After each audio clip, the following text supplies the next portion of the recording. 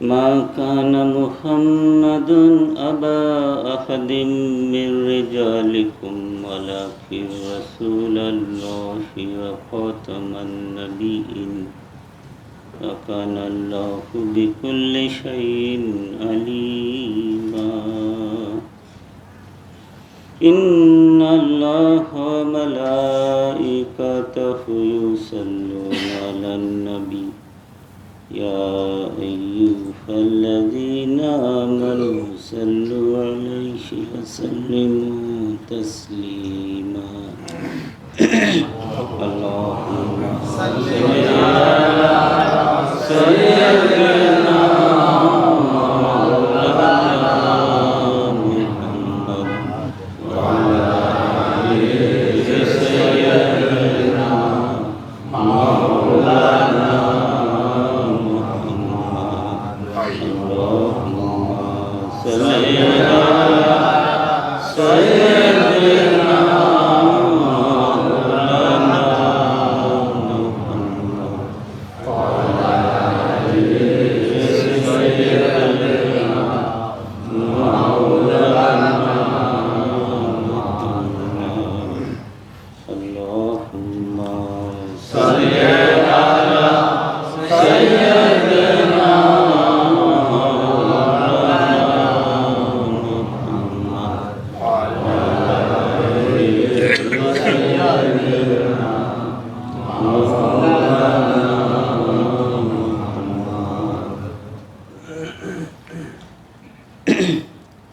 কঠিন হাসর দিনে পাপীদের তরাইতে তোমায় বিনে নাহি গতি, তোমায় বিনে নাহি গতি। মুহাম্মদ ইয়া রাসূলুল্লাহ আল্লাহুম্মা সাল্লি আলা সাইয়্যিদিনা মাওলানা মুহাম্মদ ওয়া আলা আলি সাইয়্যিদিনা মাওলানা মুহাম্মদ আল্লাহুম্মা সাল্লি আলা সাইয়্যিদিনা মাওলানা মুহাম্মদ ওয়া আলা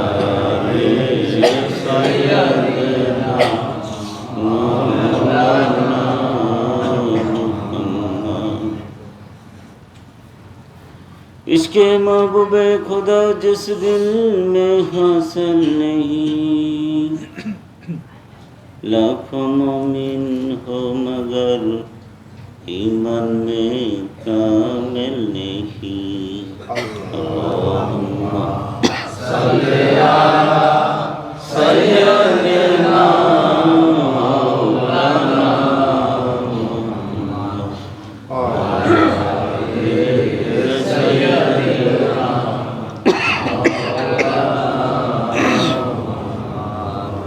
अल्लाहुम्मा सल्ली अला सय्यिदिना मौलाना मुहम्मद व अला आलि सय्यिदिना मौलाना मुहम्मद।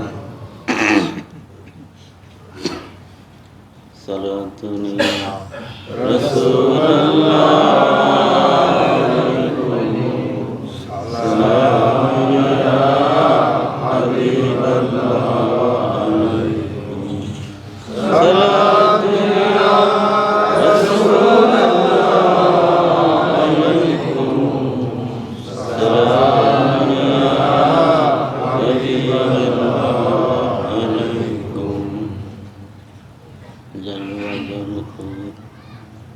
या इमाम المرسلين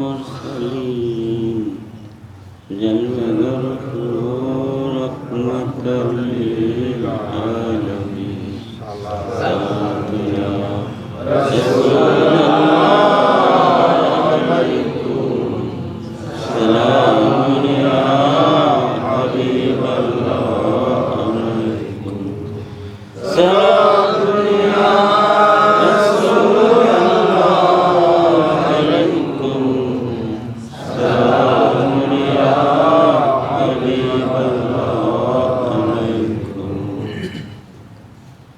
সাল্লাল্লাহু আলা মুহাম্মাদ সাল্লাল্লাহু আলাইহি ওয়াসাল্লাম সাল্লাল্লাহু আলা মুহাম্মাদ সাল্লাল্লাহু আলাইহি ওয়াসাল্লাম সাতি শাজারু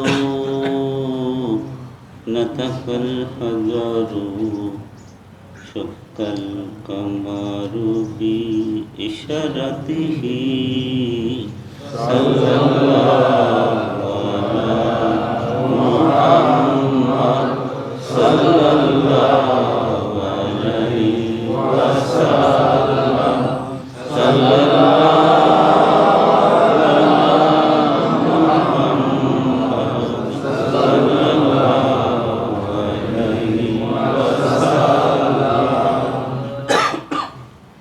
بلغ العلا بكماله وشق الدجى بكماله حسن كرمه وحسنه صلى الله عليه بلغ العلا وشق الدجى بجماله حسن كرمه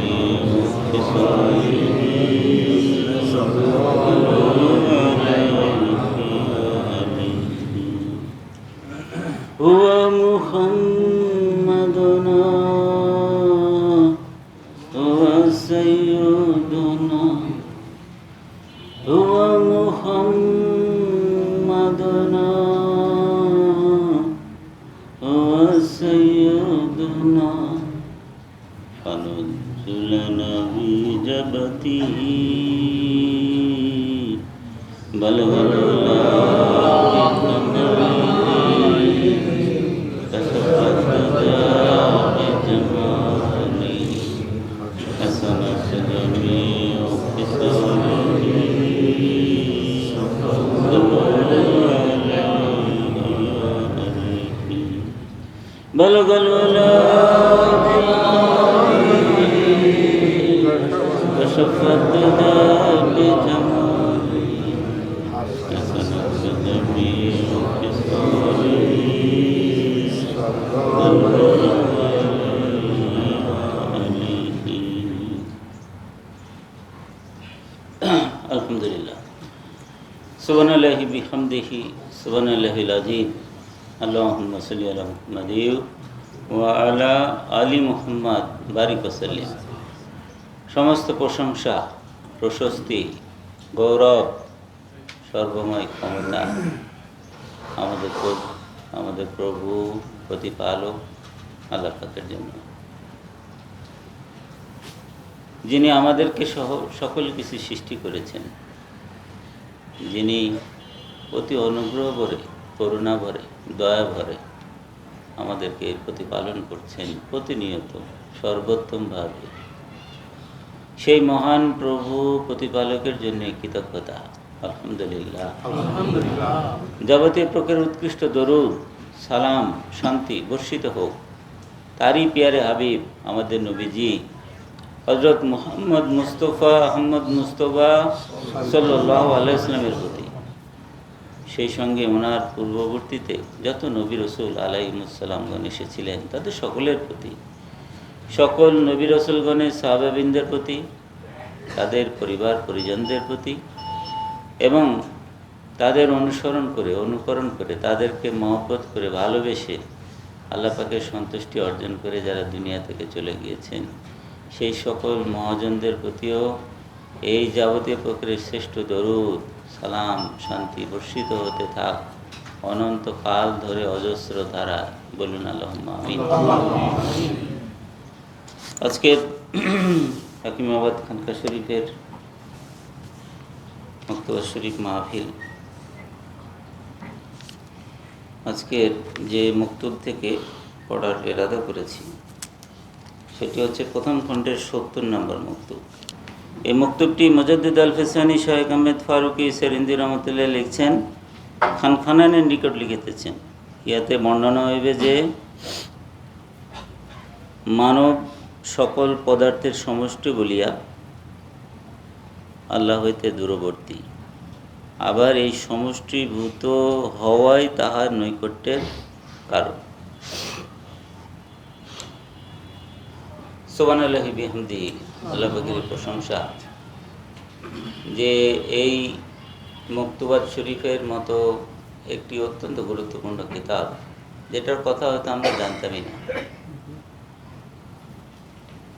আল্লাহ পাক এরকম একজন ইমাম, যিনি মুজাদ্দিদ আল ফিসানি, দ্বিতীয় 1000 বছরের যিনি মুজাদ্দিদ, ওনার তরিকাতে আমাদেরকে দাখিল হওয়ার তৌফিক দিয়েছেন, এই জামাতের সঙ্গে সংশ্লিষ্ট করেছেন, জামাতভুক্ত করেছেন,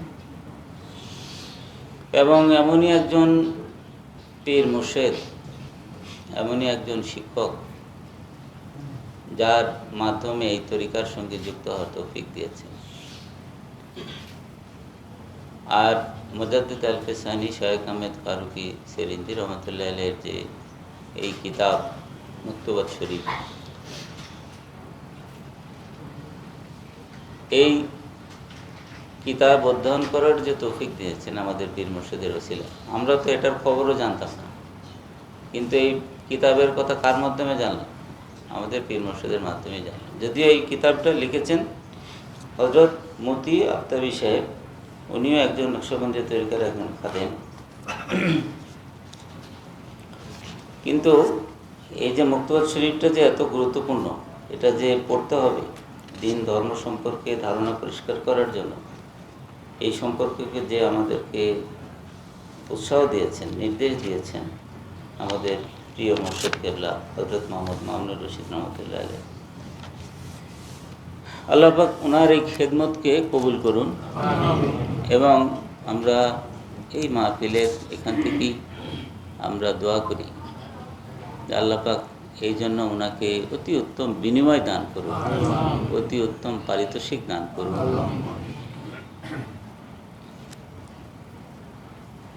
তো বিষয়টি হচ্ছে যে আমাদেরকে যে আল্লাহ পাক সৃষ্টি করলেন,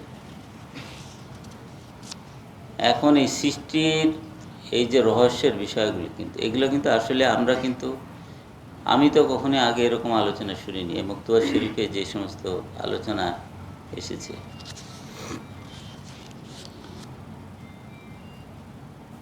এই মকতুবটি মুজাদ্দিদ আল ফিসানি শায়েখ আহমেদ ফারুকি সেরিন্দি রহমতুল্লাহ লিখছেন খানখানানের নিকট। আপনারা যারা মকতুবাত শরীফ অধ্যয়ন করেন, আপনারা দেখবেন যে ওনার কাছে কিন্তু আরও অনেক মকতুব লিখেছেন। এতেই বোঝা যায় যে ওনার খুব কাছের, এবং যেটাতে বোঝা যায় যে উনি হয়তো কোনো রাজদরবারের সঙ্গে সংশ্লিষ্ট ছিলেন। তো খানখানানের নিকট লিখেছেন, এবং এর কিছু মকতুব আমরা দেখি ওনার ছেলের কাছেও কিছু মকতুব লিখেছেন। তো মুজাদ্দিদ আল ফিসানি শায়েখ আহমেদ ফারুকি সেরিন্দি রহমতুল্লাহ আলাইহি এখানে বলছেন যে মানব সকল পদার্থের সমষ্টি বলিয়া আল্লাহ হইতে দূরবর্তী, আবার এই সমষ্টিভূত হওয়াই তাহার নৈকট্যের কারণ। এখন এই যে আল্লাহ পাক আমাদেরকে সৃষ্টি করলেন, দুনিয়াতে পাঠালেন, আমাদের জীবনের যদি খুব সংক্ষেপে আমরা দেখি, আমাদের আসলে সার্থকতা কোথায়? খুবই অল্প সময়ের জন্য কিন্তু মানুষ আসে। যখন শিশু অবস্থায় আসে, এই শিশু থেকে পরিণত হইতেই কিন্তু তার অনেক সময় লাগে। পরিবার পরিজনের মধ্যে আল্লাহ পাক তাকে প্রতিপালন করেন, তাকে জ্ঞান দান করেন, শিক্ষা দীক্ষা দেন। বাহ্যিক শিক্ষাও যেমন তার জরুরি, আবার ধর্মীয় শিক্ষাতেও আল্লাহ পাক শিক্ষিত হওয়ার সুযোগ দেন, ইবাদত বন্দেগী করার সুযোগ দেন, এবং একটা পর্যায়ে পরে তখন আবার তাকে দুনিয়া থেকে চলে যেতে হয়। তো দুনিয়ার জীবনের সফলতা বা সার্থকতা হচ্ছে আল্লাহ পাকের সঙ্গে সম্পর্ক যদি হয়, আল্লাহ পাক যে উদ্দেশ্যে পাঠিয়েছেন, অর্থাৎ ইবাদত বন্দেগী, আল্লাহ পাকের সন্তুষ্টির উপযোগী যদি বন্দেগী আমরা করতে পারি, আল্লাহ পাকের সন্তুষ্টি প্রিয়ত্ব যদি আমরা অর্জন করতে পারি, এটাই হচ্ছে সফলতা। আল্লাহ পাক কোরআনুল কারীমে কিন্তু বলছেন, ওয়া রিদওয়ানু মিনাল্লাহি আকবার, আল্লাহ পাকের সন্তুষ্টি হচ্ছে সবচেয়ে বড়। সুতরাং এই সন্তুষ্টি অর্জনটাই হচ্ছে আমাদের সকলের কিন্তু মূল মকসুদ, কিন্তু হচ্ছে সকলের। কিন্তু এই অন্যান্য ধর্মের যারা মানুষ, তারাও কি জানে না? তারাও কিন্তু জানে, তারাও কিন্তু তাদের মতো করে চেষ্টা করে, কিন্তু এই সন্তুষ্টি কিন্তু সবাই অর্জন করতে পারে না। এই সন্তুষ্টি অর্জন করতে গেলে, এই সন্তুষ্টি অর্জনের পথে যারা সফল, উদ্ধারপ্রাপ্ত, নৈকট্যপ্রাপ্ত, তাদেরই কিন্তু অনুসরণ করতে হয়। এটাই হচ্ছে কিন্তু মূল। এবং আল্লাহ পাক এই জন্যই কিন্তু মানুষকে পাঠিয়েছেন। আমরা আল্লাহ পাককে দেখি না, এটা আল্লাহ পাক মানুষকে যে সৃষ্টি করেছেন, মানুষ আসলে সবচেয়ে তৃপ্ত হবে কখন, এমনভাবে সৃষ্টি করেছেন সবসময় কিন্তু এই সৃষ্টিকর্তার সঙ্গে, তার সঙ্গে সম্পর্কিত হওয়াটা, তাকে দেখাটা, এটাই হচ্ছে আমাদের কিন্তু আকাঙ্ক্ষার বিষয়। মুসা আলাইহিস সালাম আল্লাহ পাকের এই দর্শন চেয়েছিলেন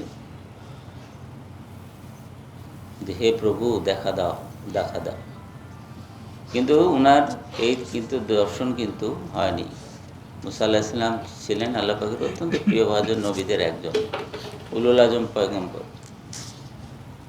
এখন মানুষের ভাগ্যে আসলে আল্লাহর দর্শন, আল্লাহ পাকের দর্শন বা দিদার, এটা হবে হলো যারা বেহেশতবাসী হবেন, তাদেরই সৌভাগ্য হবে এই দর্শনের। কিন্তু পৃথিবীতে যেটা আবার সম্ভব, সেটা হচ্ছে যে আল্লাহ পাকের সঙ্গে আল্লাহ পাকের প্রিয় ভাজনদের একরকম সম্পর্ক হয়। আর সম্পর্ক হয় হচ্ছে কিন্তু এই রুহানিভাবে, আত্মিকভাবে। এটাকে বলে হচ্ছে আউলিয়া কেরামদের ভাষায়, এটাকে বলা হচ্ছে আত্মিক নিসবত। আত্মার সঙ্গে একটা সম্পর্ক হয়।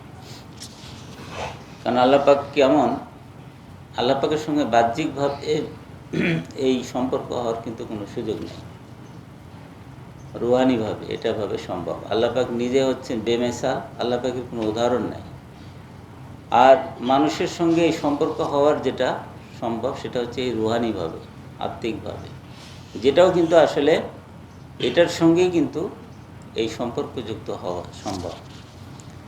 এবং আমরা দেখি নবী আলাইহিস সালামদের পরবর্তীতে সাহাবায়ে আজমাইন, তাবেঈন, তাবেঈন, আউলিয়া কেরাম, তাদেরও যারা এই সফল এই পথের, তারাও এই পথের যারা অগ্রগামী, তাদের সঙ্গে যে আল্লাহ পাকের একরকম সম্পর্ক হয়েছিল, তাদেরও কিন্তু এভাবেই হয়েছিল। এবং তাদের মধ্যে অন্যতম শীর্ষ হচ্ছেন মুজাদ্দিদ আল-ফিসানি শায়েখ আহমেদ ফারুকি সেরিন্দি রহমতুল্লাহ আলাইহ।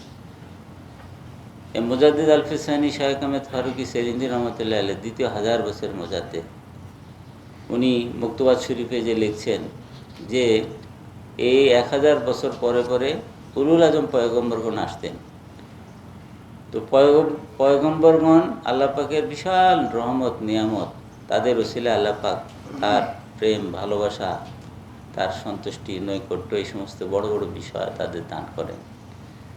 তো যেহেতু আর কোনো পয়গম্বর আসবেন না, নবী পাক সাল্লাল্লাহু আলাইহি ওয়াসাল্লাম হচ্ছেন শেষ নবী, আখিরি নবী। কিন্তু এই যে আল্লাহ পাকের প্রিয় ভাজনদেরকে কিন্তু আল্লাহ পাক প্রেরণ করবে তাদের ওসিলাতে, তাদের মাধ্যমে, এই যেন আমরাও নবী পাক সাল্লাল্লাহু আলাইহি ওয়াসাল্লামের পূর্ণ অনুসরণ করতে পারি। নবী পাক সাল্লাল্লাহু আলাইহি ওয়াসাল্লামকে আল্লাহ পাক যে প্রিয়ত্ব, নৈকট্য আল্লাহ পাক দান করেছিলেন, ওটারই অনুসরণে, অনুকরণে যেন এই নৈকট্য মানে লাভ করা যায়।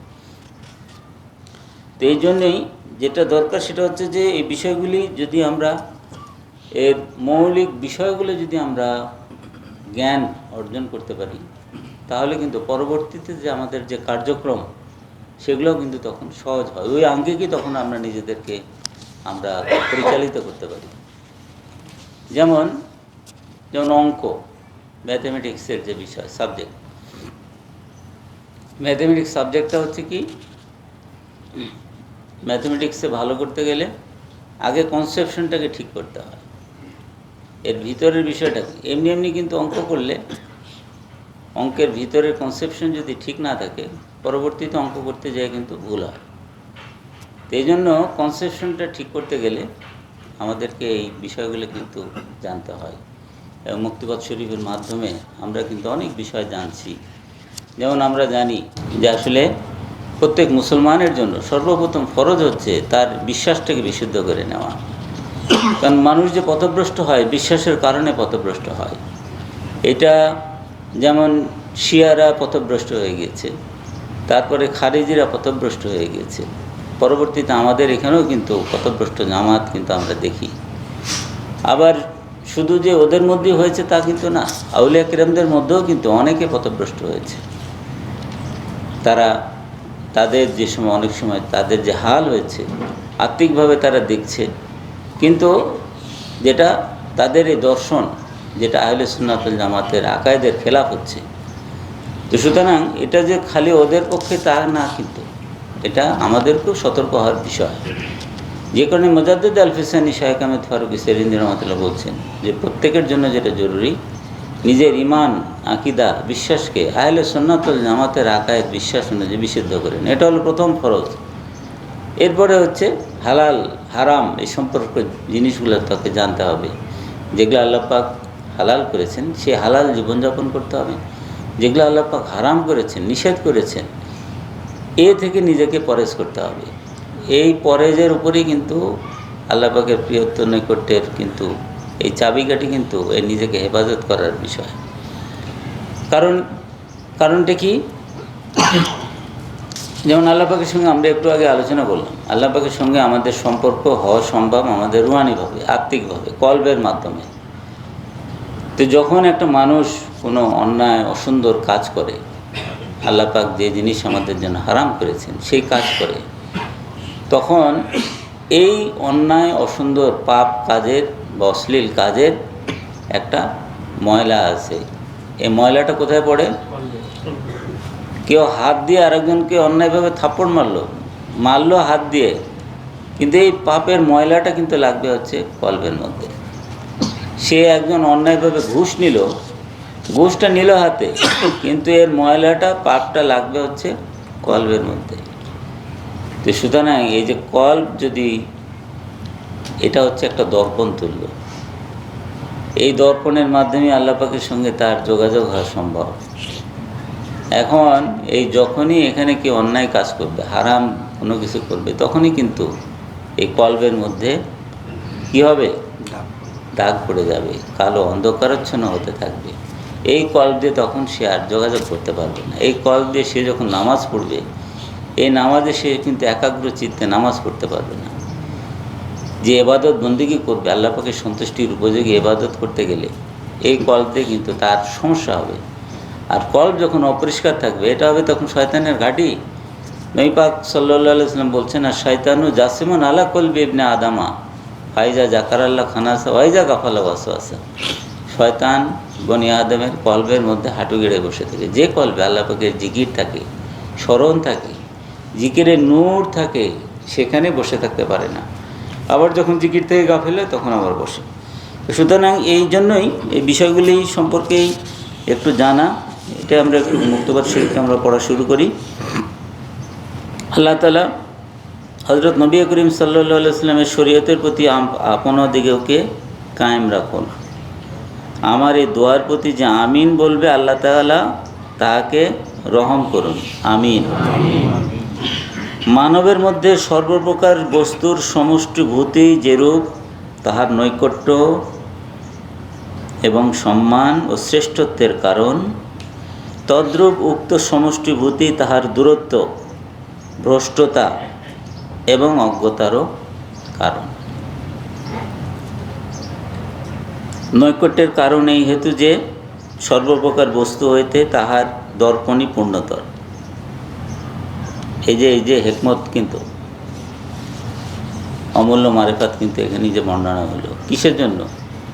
মানুষ কেন পারে অন্য পারে না? মানুষের সৌভাগ্যেই কেন এই বিষয়? যেহেতু এই যে দর্পণ আল্লাহ পাক যেটা দিছে এটাই হচ্ছে পূর্ণতর।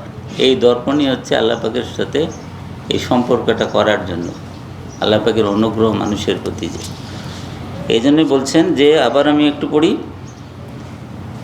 যে মানবের মধ্যে সর্বপ্রকার বস্তুর সমষ্টিভূতি যেরূপ তাহার নৈকট্য এবং সম্মান ও শ্রেষ্ঠত্বের কারণ, তদ্রূপ উক্ত সমষ্টিভূতি তাহার দূরত্ব, ভ্রষ্টতা এবং অজ্ঞতারও কারণ। নৈকট্যের কারণ এই হেতু যে সর্বপ্রকার বস্তু হইতে তাহার দর্পণই পূর্ণতর, এবং এসএম সেফাত বরং জাতেরও আবির্ভাব গ্রহণের সে যোগ্যতা রাখে। এসএম সেফাত কার? আল্লাহ পাকের। এই যেহেতু দর্পণ পূর্ণতর, এই জন্য এসএম সেফাত বরং জাতেরও আবির্ভাব গ্রহণের সে যোগ্যতা রাখে। হাদিসে কুদসিতে আসিয়াছে, জমিন আসমানে কোথাও আমার সংকলন হয় না, কিন্তু মোমেন বান্দার অন্তঃকরণে আমার সংকলন হয়। ইহা উক্ত বিষয়ের প্রতি ইঙ্গিত মাত্র। পক্ষান্তরে তাহার দূরত্ব এই হেতু যে মানব সকল বস্তুর সমষ্টি বলিয়া জগতের প্রত্যেক বস্তুর প্রতি তাহার মুখাপেক্ষিতা আছে। সকল বস্তুই যে তাহার আবশ্যক। আল্লাহ তাআলা ফরমাইয়াছেন, ভূমণ্ডলে যাহা কিছু আছে সবই তোমাদের জন্য সৃষ্ট হইয়াছে। এই আবশ্যকতার জন্য সে সকল বস্তুর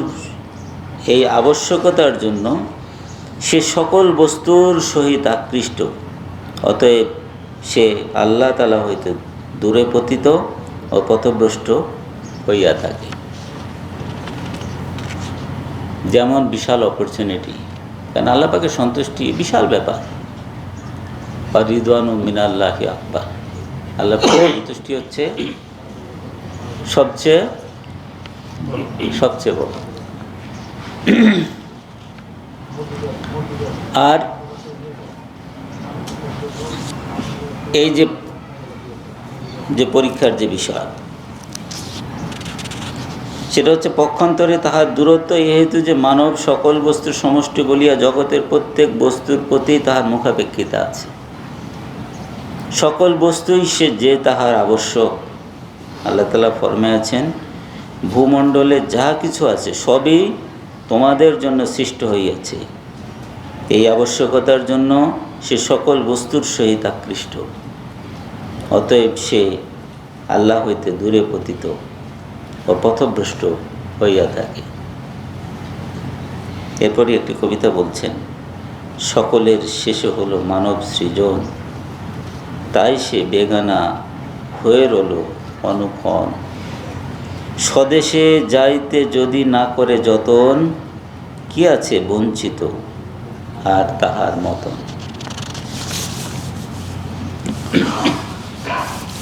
সুতরাং যাবতীয় সৃষ্টির শ্রেষ্ঠ এই মানব এবং এই সর্বনিকৃষ্ট এই মানব।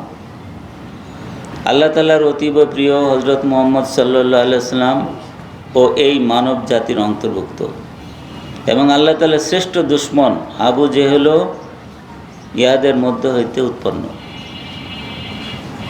যে পর্যন্ত মানব জাতি উক্ত আকর্ষণাদি হইতে মুক্ত না হইবে, সে পর্যন্ত এক জাতপাত যিনি একত্ব হইতেও পবিত্র, তাহার সহিত আকৃষ্ট হইতে পারিবে না। অন্যথায় সর্বনাশ, আরও সর্বনাশ। কিন্তু যাহা সম্পূর্ণ হস্তগত হয় না, তাহা সম্পূর্ণ পরিত্যাজ্য নয়। এই প্রবাদ বাক্য অনুযায়ী সামান্য কয়েকদিনের জীবন হযরত নবী করিম সাল্লাল্লাহু আলাইহি ওয়াসাল্লামের শরীয়তের অনুরূপ যাপন করাই উচিত। কেননা পরকালের আযাব হইতে রক্ষা পাওয়া এবং বেহেশতের অনন্ত সুখ উপভোগ উহারই প্রতি নির্ভরশীল। অতএব বর্ধনশীল মালের ও চতুষ্পদ জন্তুসমূহের যথারীতি জাকাত প্রদান করা অবশ্য কর্তব্য। ইহা যেন ধন সম্পদ ও চতুষ্পদ জন্তুদের আকর্ষণ হইতে বিরত রাখে। সুস্বাদু খাদ্যদ্রব্য ও শৌখিন বস্ত্রাদি দ্বারা স্বীয় নফসের কামনা পূর্ণ করার উদ্দেশ্য রাখা উচিত নহে। পানাহার হইতে শক্তি লাভ করিয়া ইবাদত করিব, এবং আল্লাহর হুকুম যে প্রত্যেক নামাজের সময় উৎকৃষ্ট বস্ত্র পরিধান করো, ইহা পালনার্থে বস্ত্র পরিধান করিতেছি, এইরূপ উদ্দেশ্য রাখিয়া পানাহার ও বস্ত্র পরিধান করিতে হইবে। অর্থাৎ আল্লাহ পাক যে সমস্ত নিয়ামত দান করেছেন, এ আল্লাহ পাকের ইবাদত করার জন্য, বন্দেগী করার জন্যই কিন্তু এগুলি দরকার। যেমন আমরা আল্লাহ পাকের ইবাদত করতে গেলে আমাদের ক্ষুধা লাগে, তৃষ্ণা লাগে, সেজন্য আমাদেরকে পানাহার করতে হয়। ইবাদত করতে গেলেও কিন্তু আপনার শারীরিক সুস্থতা লাগবে, শারীরিক শক্তি লাগবে, সক্ষমতা লাগবে। সুতরাং এটার জন্য কিন্তু আমাদেরকে পানাহার করতে হবে। এটা করতে গেলে কিন্তু আমার নিয়তটা ঠিক করতে হবে। আর নিয়তের জায়গা হচ্ছে কল্ব থেকে। কলবে যদি শয়তান বসে থাকে, কলবে যদি দুনিয়ার আকর্ষণ থাকে, তাহলে কিন্তু ওই নিয়ত ওরকম আল্লাহ পাকের সন্তুষ্টির উপযোগী হবে না। তাহলে কি করতে হবে? কলবটাকে শয়তান মুক্ত করতে হবে, কলবটাকে দুনিয়ার আকর্ষণ মুক্ত করতে হবে। তো এখানেই যেটা বলছেন সেটা হচ্ছে যে সুস্বাদু খাদ্য দ্রব্য ও শৌখিন বস্ত্রাদি স্বীয় নফসের কামনা পূর্ণ হওয়া উদ্দেশ্যে রাখা উচিত নয়, বরং পানাহার হইতে শক্তি লাভ করি ইবাদত করিব। এবং আল্লাহ পাকের হুকুম যে প্রত্যেক নামাজের সময় উৎকৃষ্ট বস্ত্র পরিধান করো, এলা আল্লাহ তাআলার হুকুম, এটা ইয়া পালনার্থে বস্ত্র পরিধান করিতেছি। এইরূপ উদ্দেশ্য রাখিয়া পানাহার ও বস্ত্র পরিধান করিতে হইবে। ইহা ব্যতীত অন্যরূপ নিয়ত করা উচিত নয়। উক্তরূপ প্রকৃত নিয়ত যদি স্বাভাবিকভাবে না আসে, তবে চেষ্টা করিয়া হইলেও করিতে হইবে। যথা হাদিসে আসিয়াছে, ক্রন্দন যদি না আসে তবে উহার অনুকরণ করো। অর্থাৎ যেটা হয় আমরা দেখি, কেউ যখন তরিকাতে বায়াত হয়, যখন মধ্য পর্যায়ে এরকম অবস্থা হতে পারে, কিন্তু যখন কল্ব সলিম হয়ে যায়, প্রশান্ত হয়ে যায়, যাবতীয় আকর্ষণ থেকে যখন কল্ব মুক্ত হয়ে যায়, সবসময় যখন আল্লাহ পাকের জিকিরের নূর তার অন্তরের মধ্যে বর্ষিত হতে থাকে, সেই সঙ্গে নফস যখন পরিশুদ্ধ হয়, পবিত্র হয়,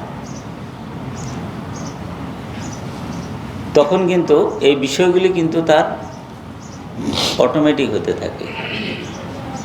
তার এই যে নিয়তের ক্ষেত্রে খুলুসিয়াত, এটা কিন্তু অটোমেটিক তখন হতে থাকে।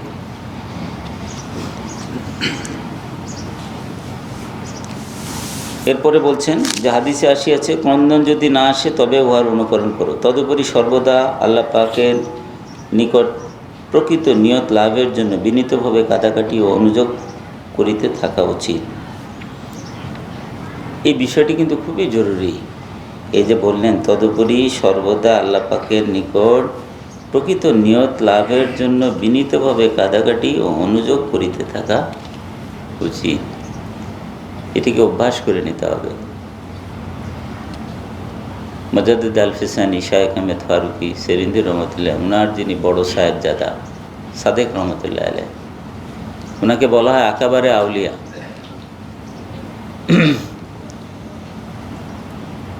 যুবক বয়সী উনি ইন্তেকাল করেছিলেন।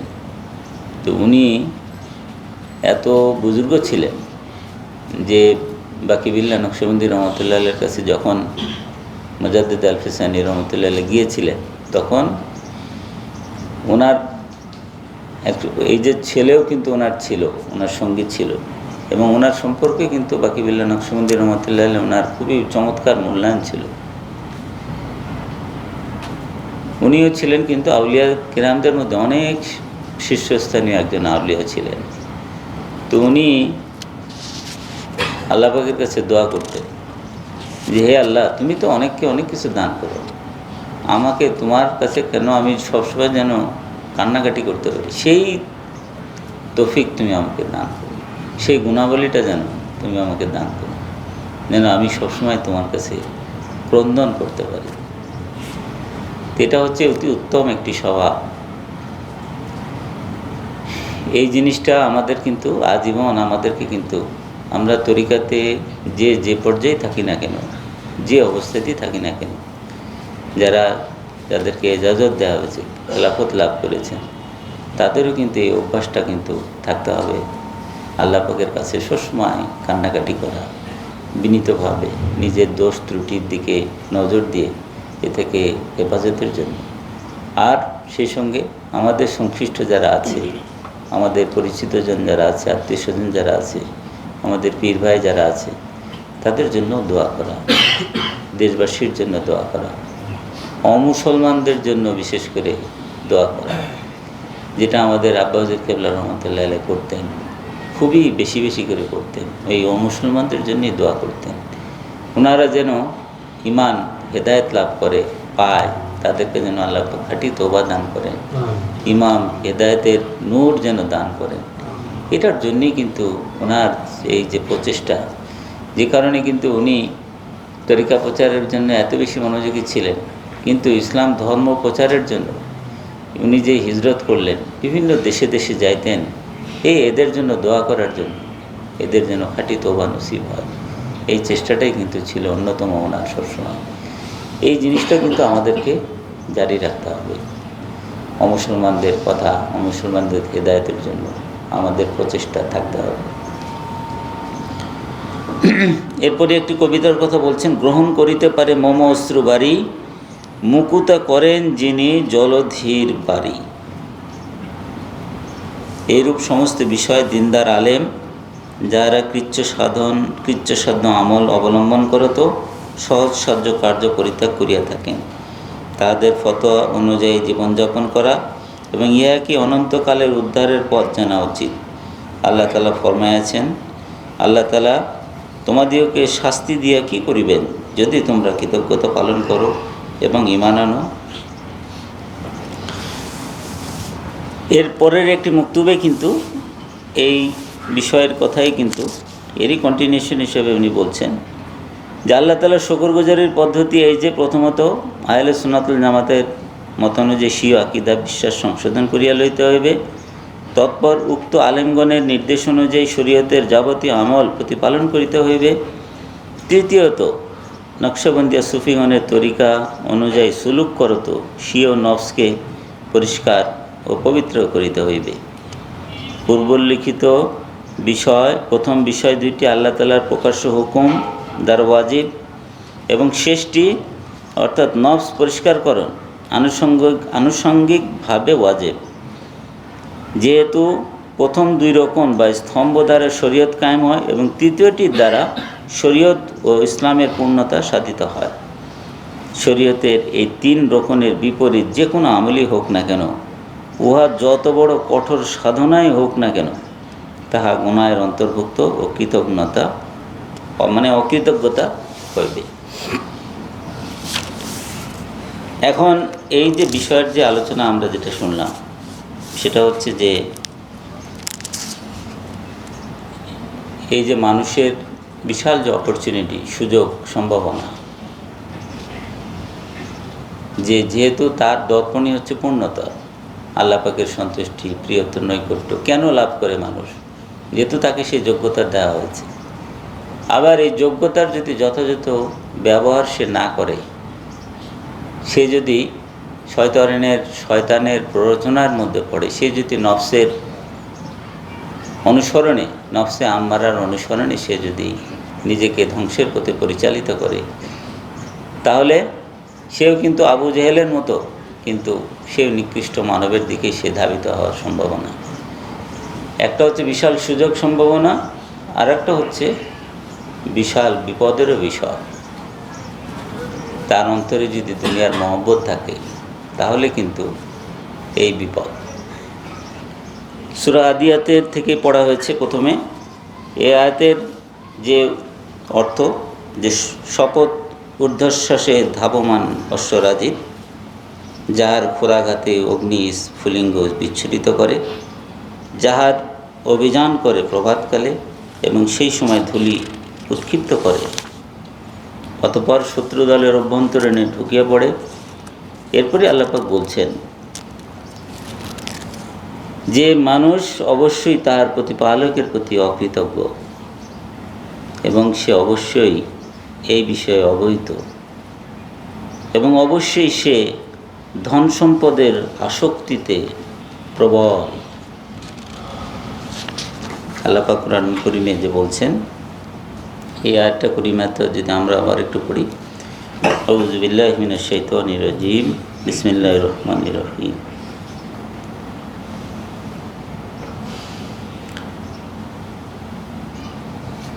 ইন্নাল ইনসানা লিরাব্বিহি লাকানুত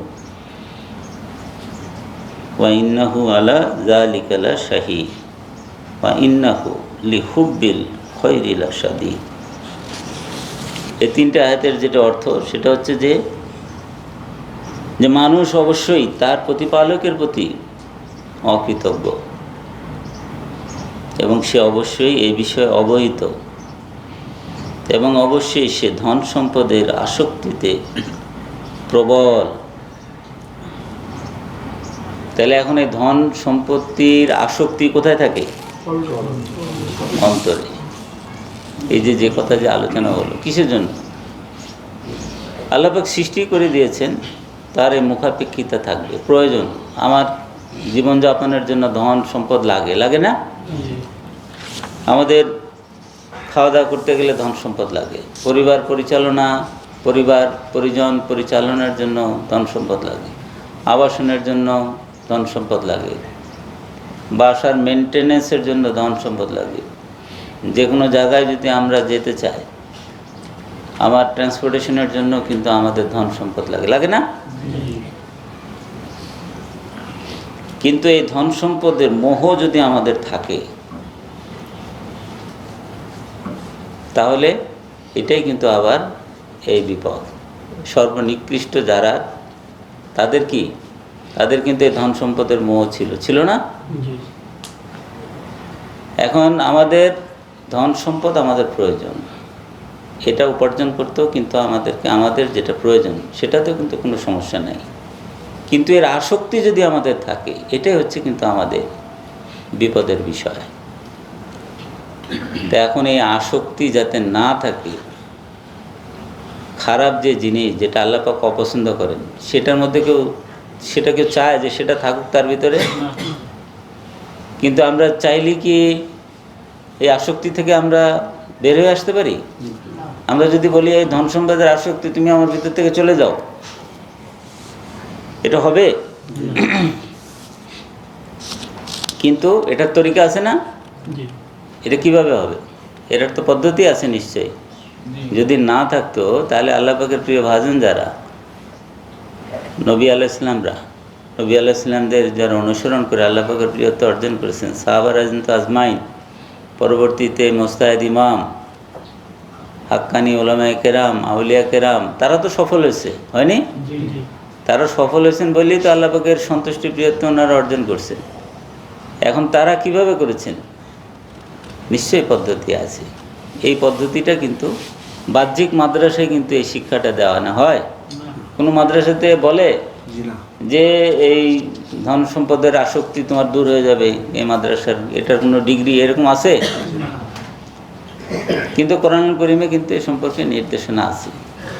আল্লাহ পাক সূরা শুআরার মধ্যে বলছেন, ইয়াউমা লা ইয়ানফাউ মালু ওয়ালা বানুন ইল্লা মান আতাল্লাহু বিকলবিন সালিম।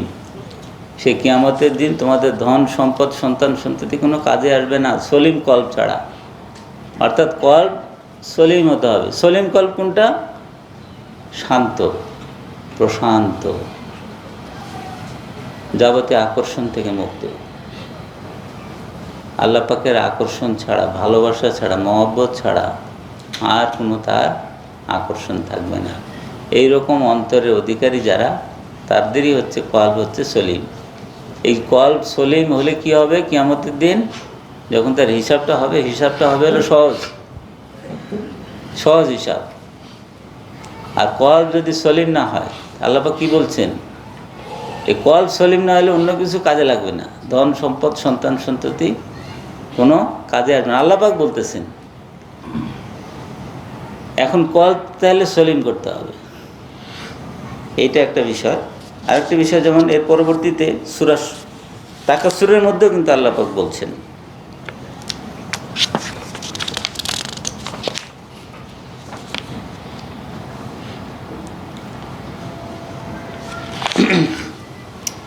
বিসমিল্লাহির রহমানির রহিম, আলহাকুমুত তাকাসুর হাত্তা যুরতুমুল মাকাবির। এই আয়াতে কারিমের অর্থ কি? প্রাচুর্যের প্রতিযোগিতা তোমাদেরকে মোহাচ্ছন্ন করে রাখে যতক্ষণ না তোমরা কবরে উপনীত হও।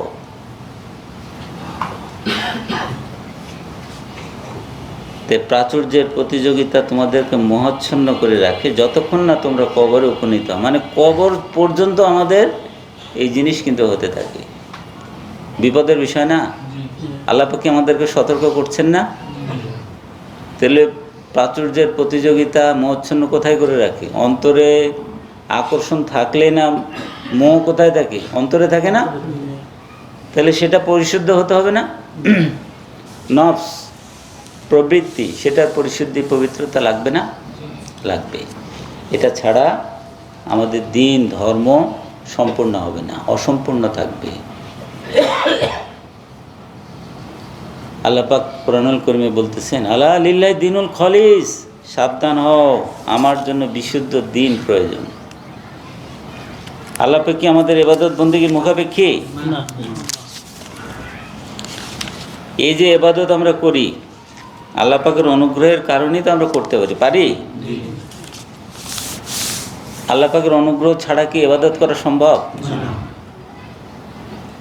যেমন যারা আজকে আমরা মাহফিলে এসেছি, আল্লাহ পাক শারীরিক সুস্থতা দিয়েছেন বলেই না আমরা আসতে পারছি। আল্লাহ পাক আমাদেরকে আসার জন্য যা যা প্রয়োজন সব দিয়েছেন বলে না আমরা আসতে পারছি।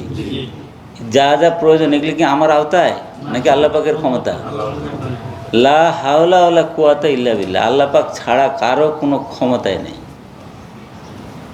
তারপরে হচ্ছে কি, খালি আর্থিক সক্ষমতা থাকলে হয় না, শারীরিক সুস্থতা থাকলেও হয় না। আল্লাহ পাক আসার জন্য মনে যখন আমাদেরকে বলে দিয়েছেন, এই যে তৌফিক দিয়েছেন, মাহফিলটা, কোনো মাহফিলে আসলে এটার যে আমাদের ফজিলত, এটা আল্লাহ পাকের পক্ষ থেকে সাহায্য করছেন বলে না আমরা আসতে পারছি নাকি?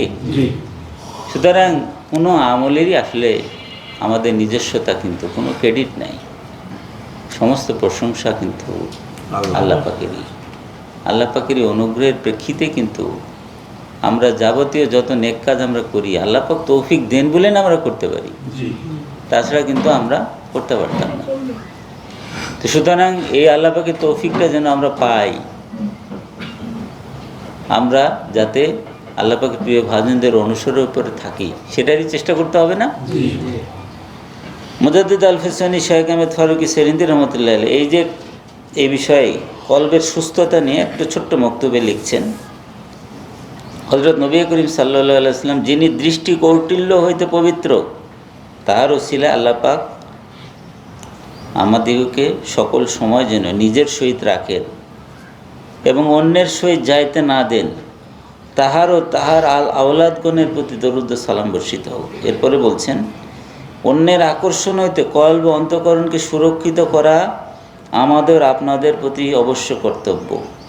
এই সালামতি তখন লাভ হইবে যখন অন্তঃকরণে আল্লাহ ব্যতীত অন্য কাহারও স্থান থাকিবে না। অন্যের স্থান না থাকা আল্লাহ ব্যতীত সমুদয় বস্তুকে ভুলিয়ে যাওয়ার প্রতি নির্ভর করে। ওলি আল্লাহগণ ইহাকে ফানা বা লয় প্রাপ্তি বলিয়া থাকেন। এ পর্যন্ত যে ইচ্ছাপূর্বক চেষ্টা করিলেও যেন অন্যের চিন্তা অন্তরে প্রবিষ্ট না হয়, এই অবস্থায় উপনীত না হওয়া পর্যন্ত কল্বের রোগমুক্তি ও সুস্থতা সম্ভবপর নয়। ইদানিং এই নেসবত বা সম্বন্ধ আকাশ কুসুম তুল্য হইয়া গিয়াছে, বরং বলিলেও হয়তো অনেকে বিশ্বাস করিবে না। কিন্তু সুখীগণ পেয়েছেন যেই অবদান, তাহাই তাদের তরে সুখের সমান। আশেক মিসকিন সে তো অতি নিঃসহায়, যাহা পায় তাই নিয়ে জীবন কাটায়। অধিক আর কি লিখিব? ওয়াসসালাম। এই যে বিষয়টি মুজাদ্দিদ আল ফিসানি শাইখ আহমেদ ফারুকি সেরিন্দি রহমতুল্লাহ যে বলছেন, যে এই যে ফানার যে সংজ্ঞাটা উনি দিলেন, যে অন্তরে ফানা করতে হবে, ফানার সলিম এসব কিন্তু একসাথেই, ফানা হইলেই না সলিম হবে অন্তর। আমরা অনেকেই তো আমরা ফানা পর্যন্ত আমরা পড়ছি বা সলিম পর্যন্ত, কিন্তু পড়া আর ওই অবস্থা অর্জন করা এক বিষয়। এটাই হচ্ছে কিন্তু তরিকাতে, এই জন্যই কিন্তু বায়াত হতে হয়। বায়াত হয়ে এই জিকিরের আমল করতে হয়, সবক নিতে হয়। কিভাবে হয় এটা? এই যে আল্লাহ পাক কোরআনুল কারীমে যে বলছেন, আফামান শারাহুল্লাহু সাদরাহু লিল ইসলামি ফাহু আলা নূরিম মির রাব্বিহি, ফাওয়াইলুল লিল কাসিয়াতি কুলুবুহুম মিন যিকরিল্লাহ। আল্লাহ পাক বলছেন যে আল্লাহ পাক যার বক্ষকে ইসলামের জন্য উন্মুক্ত করে দিয়েছেন এবং যে খোদা প্রদত্ত নূরের উপরে আছে, ফাওয়াইলুল লিল কাসিয়াতি কুলুবুহুম মিন যিকরিল্লাহ, আর আল্লাহ পাকের জিকির থেকে যে গাফেল, এই দুইজন কি সমান হতে পারে? সমান হতে পারে না। অর্থাৎ আল্লাহ পাক জিকিরের কথা বললেন, বক্ষ উন্মুক্তের কথা বললেন, আর বললেন খোদা প্রদত্ত নূরের কথা বললেন।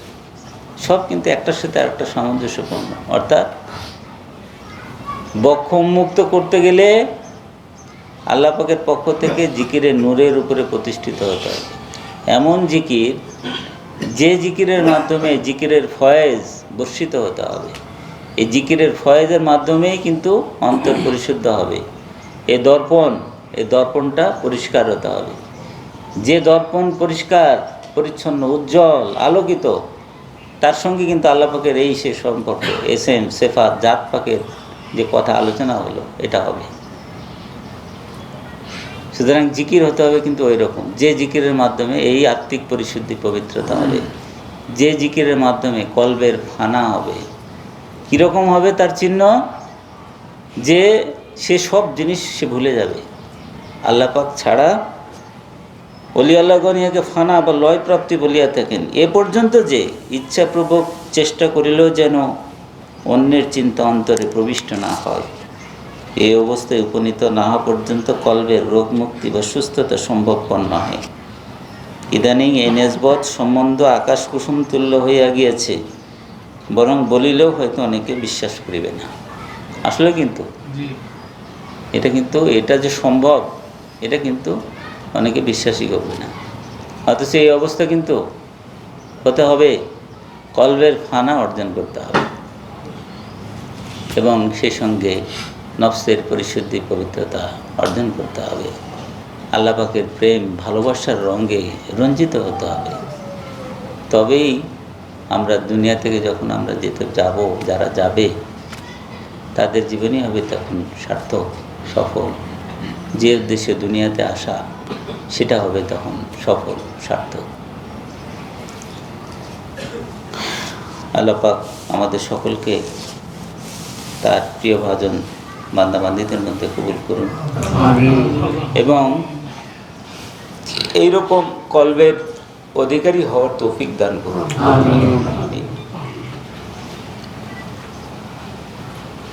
আখিরে দাওয়ানা আলহামদুলিল্লাহ রাব্বিল আলামিন। আজকের আলোচনা এখানে শেষ। এখন মোনাজাত হবে। সূরা ফাতিহা শরীফ একবার, সূরা ইখলাস শরীফ 3 বার, আগে বেশি দরুদ শরীফ পড়ুন।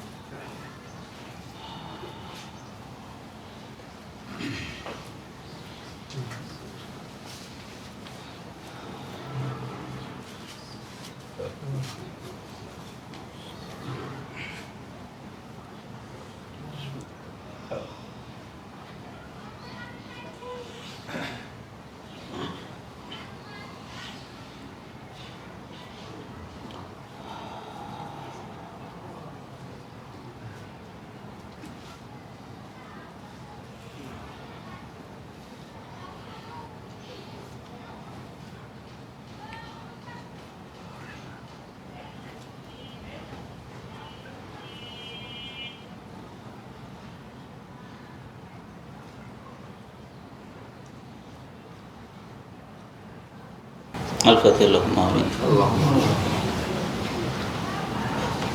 ربنا ظلمنا أنفسنا وإن لم تغفر لنا وترحمنا لنكونن من الخاسرين.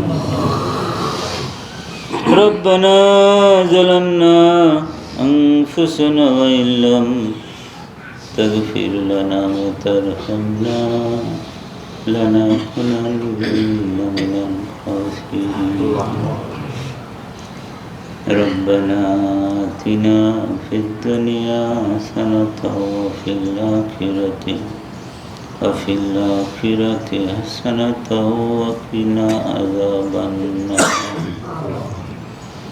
اللهم انصرنا فإنك خير الناصرين. اللهم افتح لنا فإنك خير الفاتحين. اللهم اغفر لنا فإنك خير الغافرين. اللهم ارحمنا فإنك خير الراحمين. اللهم ارزقنا فإنك خير الرازقين. اللهم احفظنا فإنك خير الحافظين. واهدنا ونجنا من القوم الظالمين. وهب لنا من لدنك ريحا طيبة كما هي في علمك وانشق علينا من خزائن رحمتك.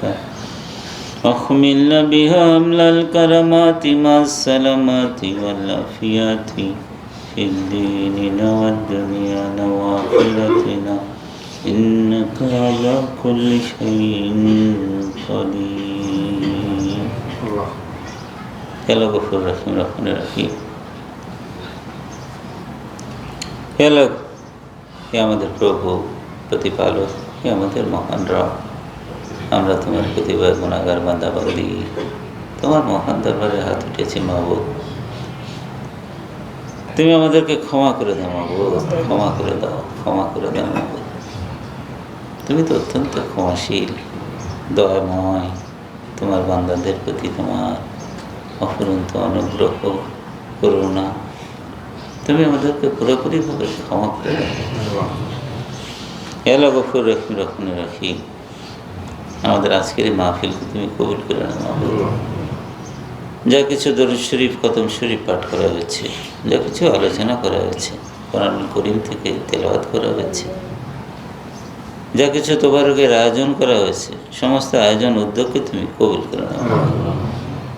হে আল্লাহ গফুর রহিম রহমান রহিম, আর এই জন্য অনুগ্রহ করে তুমি আমাদেরকে যে সওয়াব দান করেছো, এর সমস্ত সওয়াব তোমার প্যারে হাবিব আমাদের নবীজি হযরত মুহাম্মদ মুস্তাফা আহমদ মুস্তফা সাল্লাল্লাহু আলাইহি সাল্লামের কদম পাকে পৌঁছে দিন। সমস্ত আম্বিয়া আলাইহিস সালাম গণের আরোহ পাকে পৌঁছে দিন। চার আসহাবের আরোহ পাকে পৌঁছে দিন। মা খাদিজাতুল কুবরা রাদিয়াল্লাহু আনহা, মা আয়েশা সিদ্দিকা রাদিয়াল্লাহু আনহা সহ সকল উম্মাতুল মুমিনিন গণের আরোহ পাকে পৌঁছে দিন।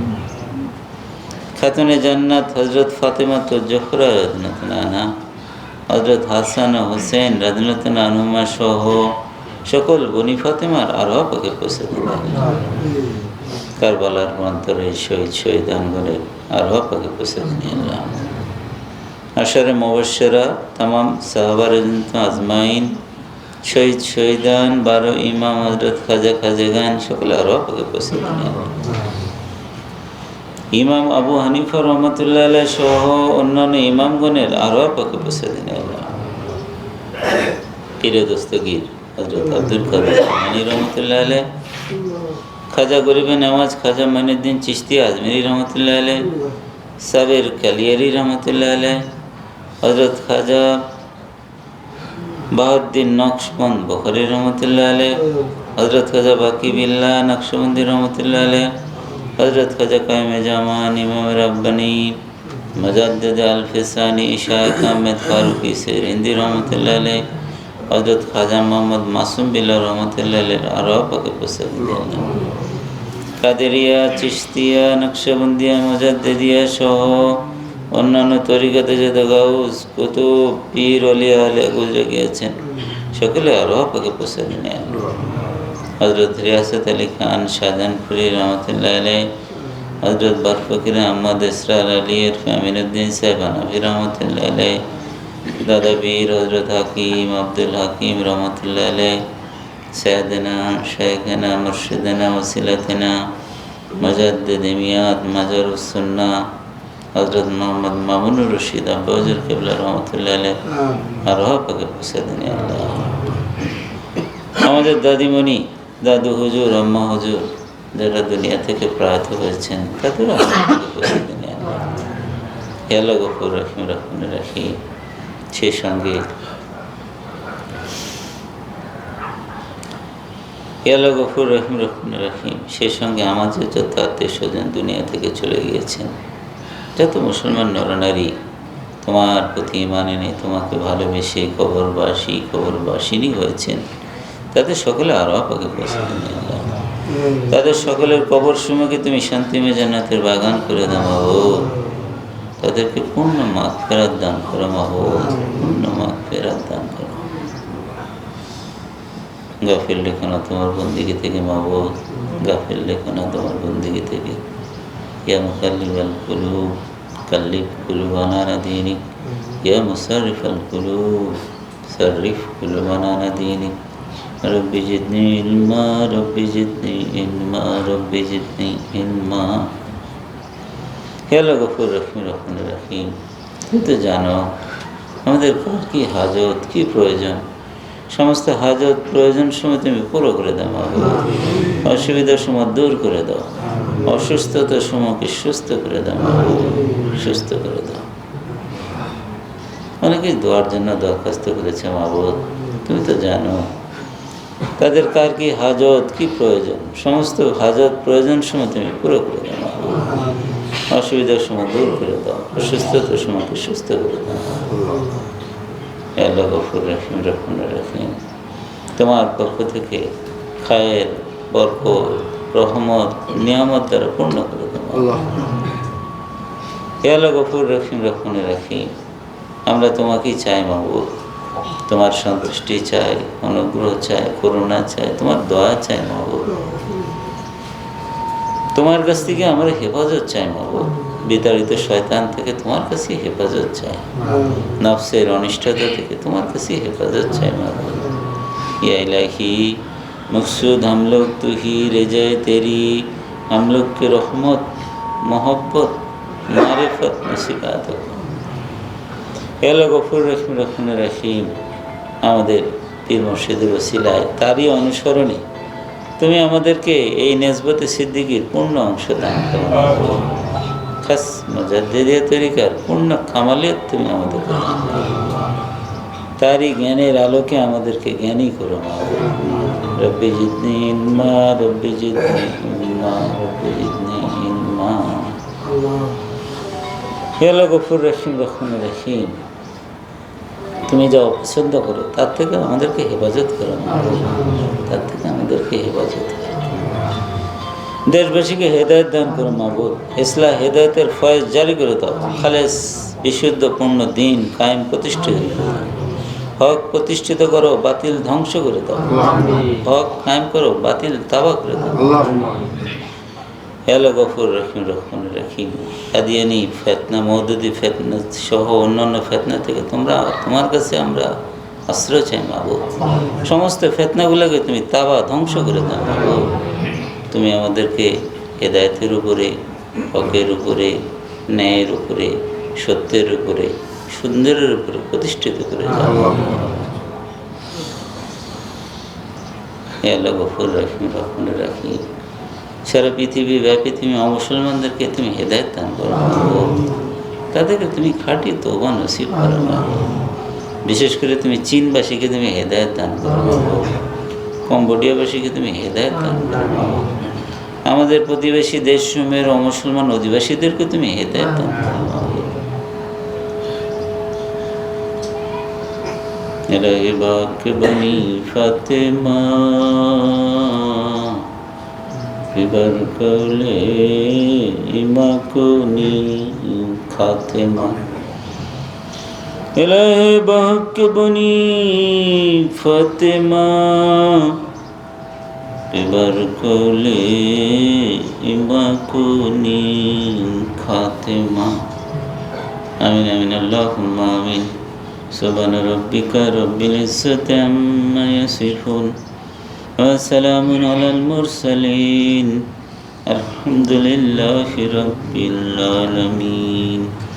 सल्लल्लाहु तआला खैरी खल्किहि मुहम्मद व आलिहि अस्हबिहि أهل بيته أجمعين برحمتك يا أرحم الراحمين باك لا إله إلا الله محمد رسول الله صلى الله عليه وسلم